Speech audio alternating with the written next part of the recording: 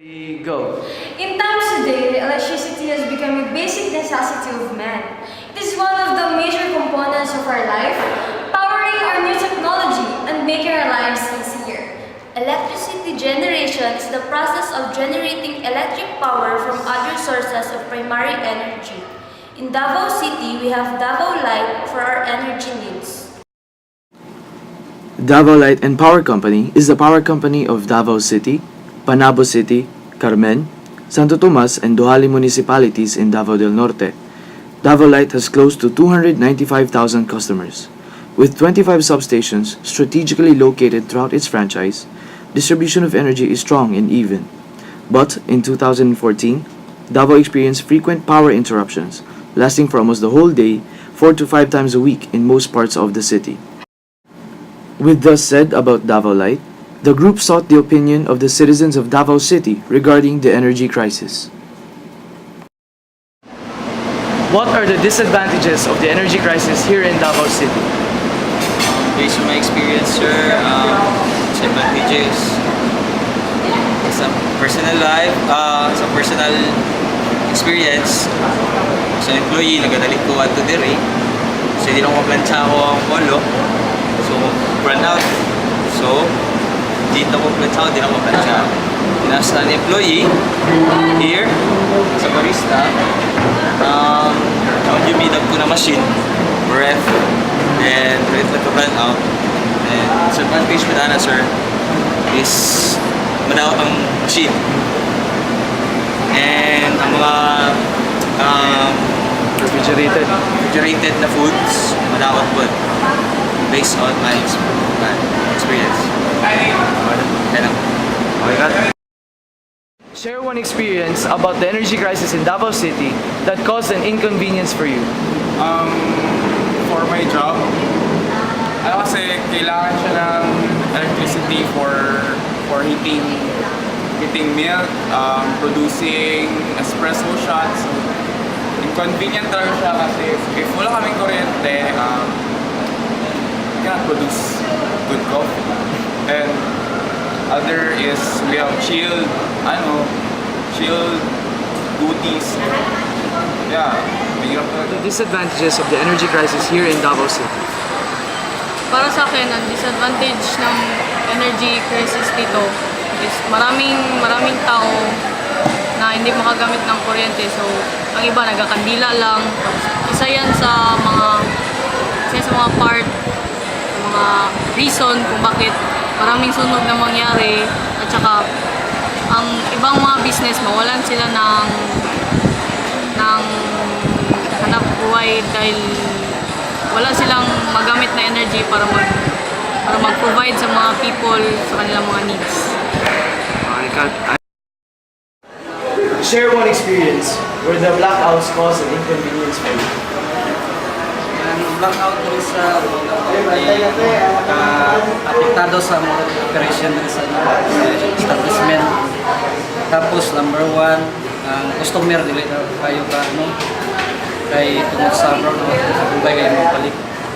Yung mga stock mo mapinding sample ang mga gamit na may kuhan kanang blower. Mong linuto, hindi kami kuhan kubayan sa display. Number one, tubig po, burnouts tubig. Yan ako. Example, kung gasol mo, hindi ka kayo. Number one, kuhan, kanang mga pag-accommodate sa customer. Hindi may ka-serve maayon sa customer kahit kulang mo. Tungod sa burnout. Kaya, importante yun ang kuryente. Bahala na mawala ang kuwan. Basta kuryente na sa gabi mag-isod.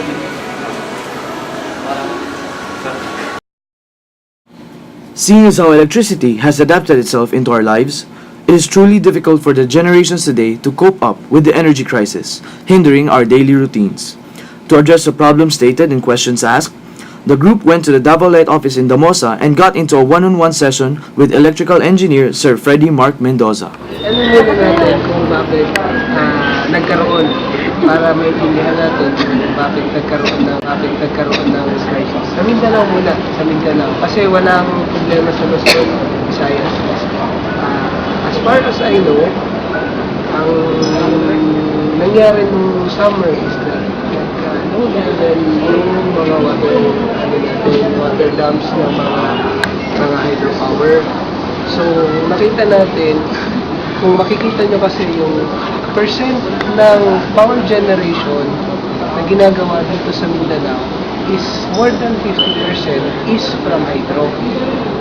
So, meaning, pag nag-down yung hydro, magda-down talaga yung grid. So, yun yung scenario ng summer. So, down yung level ng dams natin, yung water level ng dams, nagbaba yung production ng mga hydropower plants, automatically, nagkasuffer yung grid. Ngayon, so, yun yung reason bakit may mga rotating brownouts. Bakit may rotating brownouts? Ganito yan. Sa grid kasi, ang process ngayon ng ating electricity market or electricity industry is, di ba si grid is si NGCP? Alam niyo yun. Si generators, may mga private, may sa Mindanao na lang may government pa. Kasi sa Mindanao na lang may government power plants. Kasi under EPIRA law, noong 2002, kailangan i-privatize lahat ng power plants ng government. So, kaya nabenta yung mga power plants, except sa mga hydro sa Mindanao.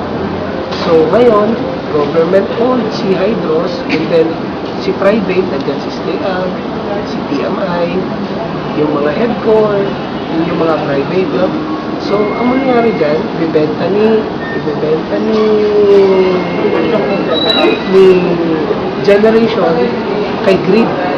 Si grid ang mag-distribute. Siya ang mag-aano kung magkano kayo ng light, magkano kay ganito, ganyan. So, ganun ang mangyayari. So, aside from irarasyon ni NGCP, kasi rasyon sa tawag namin, parang ito lang allocation, meron tinatawag na mga power supply agreements. Meaning, for example, si Davao Light, for example, a utility in Mindanao has a supply agreement directly to the power plant. Meaning, kaya mong magbenta ng 200 megawatt, bibilhin ko sa'yo yung 100 or 50 mo. Whether tatakbo ka o hindi, yung 50 na yan, akin yan. Hindi mo pwedeng benta sa labas yan. Kasi akin yan, babayaran kita. Kung tatakbo ka o hindi, babayaran kita. So, may mga cost adjustments yan kung tatakbo o hindi. So, mangyayari dyan is that, nung shortage yung Mindanao. So, syempre, ang rasyon sa atin kumonte. Bumaba yun ng bumaba hanggang talagang hindi na natin kinaya na nag-rotate na tayo. Ngayon, ang tanong nyo, bakit si Jensen mas mataas, mas mahaba? Bakit si ganito, mas mahaba si Davao Light? Konti lang, 2 hours, 3 hours. Umabot tayo ng 4 hours, I think. Bakit ganun? Kasi mas malaki tayo. Kasi meron tayong mga direct supply agreements. Kasi may agreement tayo kay ganito, akin yan. Kung nagka-short, kukunin ko yung para sa akin. Hindi mo pwedeng ibenta sa iba yan. Kasi bayad na yan. Diba? So, meron tayong mga ganon. Mga supply contracts with other power plants like Headcore, yung sa Sibulan, TMI, may mga ganon. So, kaya meron tayong allocation na specific para sa atin. And to top that up, yung kulang natin, di ba alam nyo, may planta ang Davao Light sa Bahala. So, aside from yung mga power supply contract, meron tayong sariling power plant. So, yun ang nag-augment. Kaya tayo hindi masyadong na-apektuhan. And then, kung na-apektuhan man tayo, shorter lang compared doon sa other utilities. So, yun yung So, what did Davao Light do nung panahon ng crisis? So, what did Davao Light do is, of course, tinaplay yung mga power supply agreements, and then, tinatakbo yung planta namin sa Barada, and then, of course, sa headcore, yung mga hydro na nandyan nakakabit directly sa atin, pinapunan. So yun yung ginawa ni Davao Light. And aside from that, we have, kung narinig niyo yung ILP na pinag-uusapan na yun, Interrupter Wall Load Program. So ano yun? For your information, ano yun? Sa pagkakaintindi ko is, ano yun? Di ba yung mga SM, si Gaisano, yung mga malalaking mga establishment, meron sila mga generator, diba? Automatic yan kahit nga HB1 o yung convenience store may ano, diba? May generator. So ano yung nasa ILP na yan? Yung ILP na yan, under provision yan ng I think PRC or something, nakalimutan ko na kung ano specifically. Basta ang agreement na yan is that kunwari si utility nagkakulang ng supply. May usapan tayo SM, may usapan tayo Paisano, may usapan tayo kung sino man may genset dyan, Victoria, Abisa. Pag nagkakulang ng supply, kayong mga malalaki, magpapatakbo kayo ng genset nyo. Magpapatakbo sila, so self-generating sila. Kunwari, allocation, ang kailangan ko is 100 para ma-illustrate ko. Kunwari, ang allocation ko na kailangan ko is 100 para sa lahat ng tao sa Davao. Pati na yung mga malls, ganito ganyan. So, 100 siya. Ngayon sinabi ni NTCT, 80 na lang kayo kasi short yung grid. 80 na lang. So, kulang ako ng 20. So, yung 20, dapat ni-rotate ko na yun. Diba? Naalala nyo? Rotate muna si ganito, 3 hours, as 3 hours, para lahat naman mapatas, hindi pwedeng sila lang. So, ni-rotate yun. So, anong ginawa? Si 20 na kulang, pinatakbo ko si SM, pinatakbo ko si SM na 5, pinatakbo ko si Gaisano na 10, pinatakbo ko si Victoria na 3. So, yung 20 na kulang, na dapat sana na feel ng lahat ng tao sa Davao under franchise, is kinuha ni malls at mga industries, mga planta doon sa North. So, imbis na yung shortage natin na 20 na makaka-affect sana sa buong Davao, sinalo ng mga industries. Sila nag-generate, nagpatakbo sila ng genset. Kaya si residential, mga commercial, hindi masyadong na-affected. So, yun yung nangyari. Yun yung isa sa mga initiatives sa Davao. Actually, yan nag-umpisa kaya noong 2020. Ngayon pa lang pinag-uusapan sa national.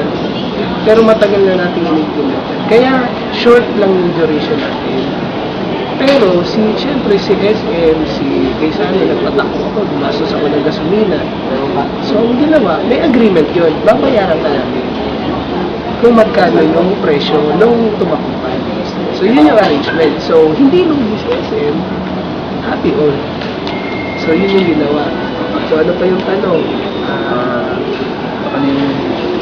Meron na tayong reason bakit nagka-crisis nung summer. Meron na tayong action, mga renewables, no? Alternative energy sources. Alternative energy sources. Si Davao Light kasi is work on distribution kami. Hindi kami nag-aano ng generation, hindi kami nag-produce. Kumbaga, kung sa goods yan, kung sa pagkain or sa damit, si factory, sila yung mga mga factory ng damit. Kami, si retailer lang kami, nagbebenta kami kung sa binili lang namin. So wala kami talagang say kung ano paano nila gagawin yung power. Pero, within our franchise, yung sa Davao Light lang mismo, initiative ng Davao Light regarding sa renewables, as far as I know, is lang siya. Meron kami mga solar na mga installations. Kung makikita mo sa Qualcomm namin, may mga solar installations lalo na doon sa mga far flung areas na hindi pa talaga abot ng mga linya namin. So may mga solar chargers, mga solar panels, mga charging stations, binigyan sila ng technical training, paano gamitin, paano i-maintain, binigyan sila ng batteries para magamit nila doon sa aside from that, we are tapping of course yung mga head ko, inaano namin yung system company na i-explore more regarding sa hydropower, yung mga sa Mount Apple, as far as renewables, yun lang ginagawa na. Solar at saka yung Ay, geothermal. geothermal, yung latest. Kasi yung geothermal ngayon, for approval pa kung papayagan ba na mag-explore. Yes, so, hindi pa alam kung papayagan na mag-explore. Sa pagkakaalam ko, ha. So, it's not a go pa talaga. But then, yun yung tinitingnan ako. Aside from hydro, yung geothermal. Kasi yung solar talaga, alam niyo naman ito. Hindi, kung makikita niyo yung mechanics ng payment yan, we think na mura lang yan kasi walang fuel, ganito ganyan. Bottom line yan is taong bayan pa rin ang magbabayad. Kasi bakit? Iaano ni government na gumawa kayo ng planta na isa-subsidize namin kayo. Isa-subsidize namin kayo sa cost at mas mataas yung rate nyo. Sino bang nagsasubsidize? Si government. Sino bang nagbabayad kay government? Sino bang nagbubuhay kay government? Si tao pa rin. Hindi lang natin alam direct, pero yun yung nangyayari. Anyway, next question. Gusto yung situation ng Philippines in terms of energy sources? Sa Philippines kasi, as common, i-breakdown natin. Kasi yung buong grid ng Philippines, hindi siya connected lahat. Na island si Mindanao. Si Visayas at si Luzon is isang grid na lang. May plano na to interconnect lahat, pero sa ngayon, currently wala pa. So ngayon, kung makikita natin, medyo maingay sa national news, ang looming power crisis, actually walang problema sa Mindanao.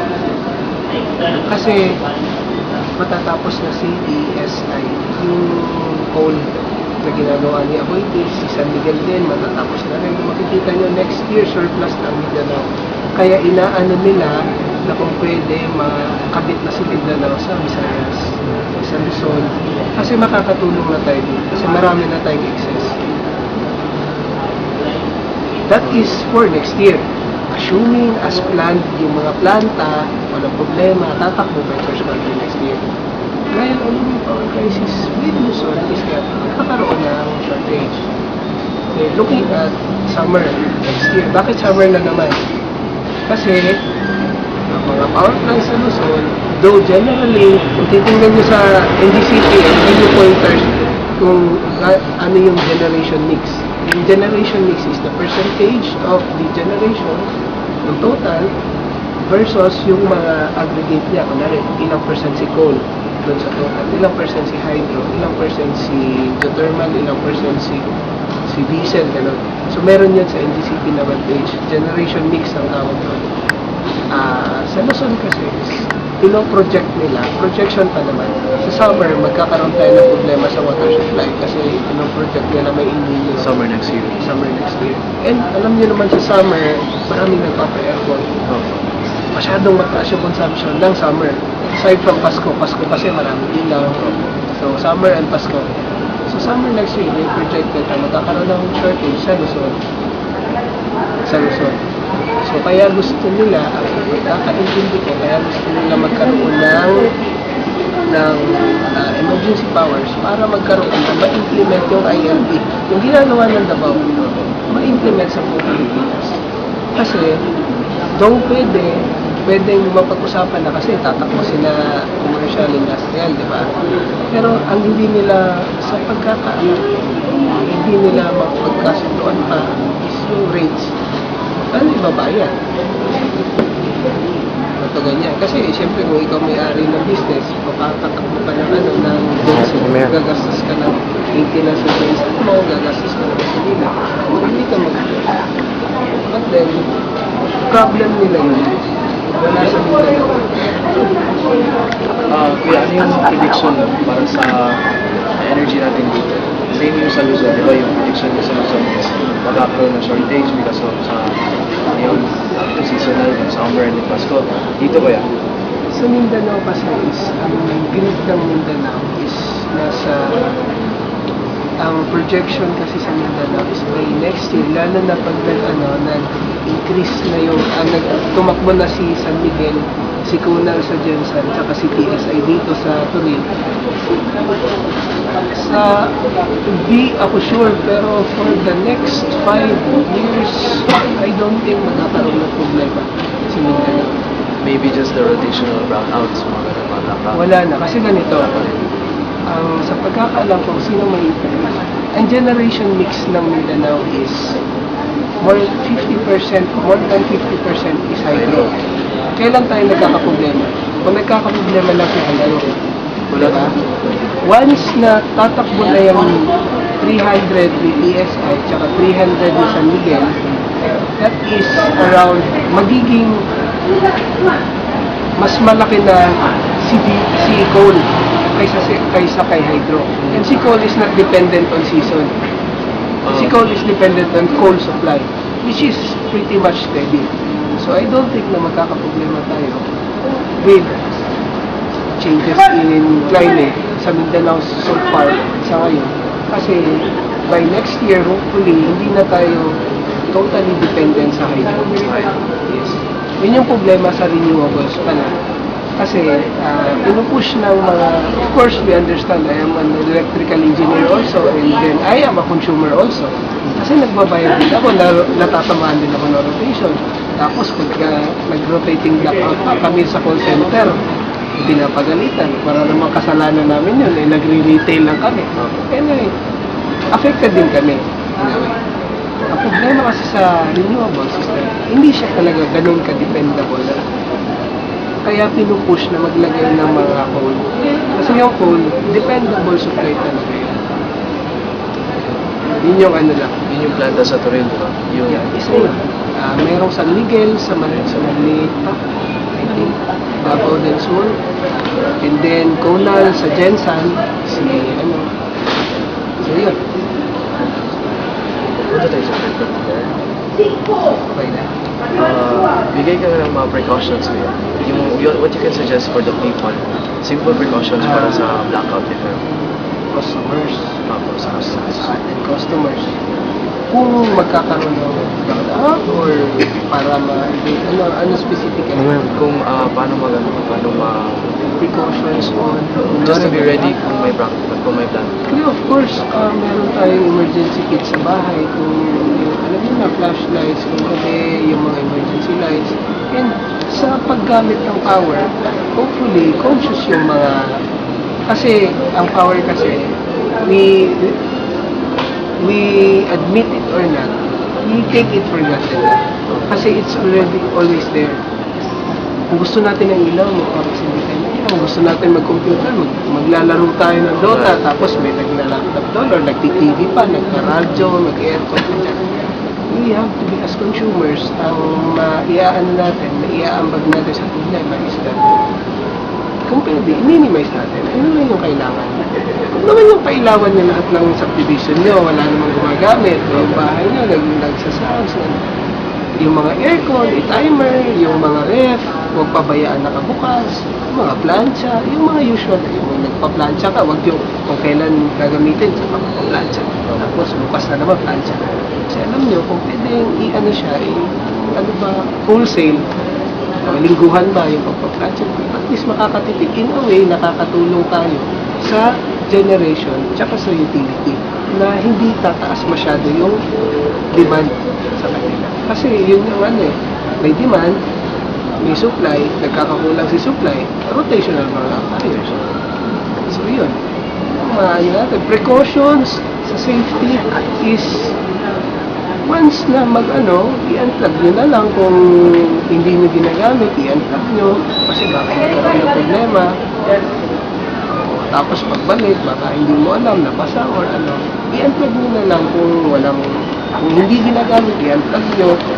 O kung nagka-brownout, i-unplug nyo. Ganun lang. So, yun. With all the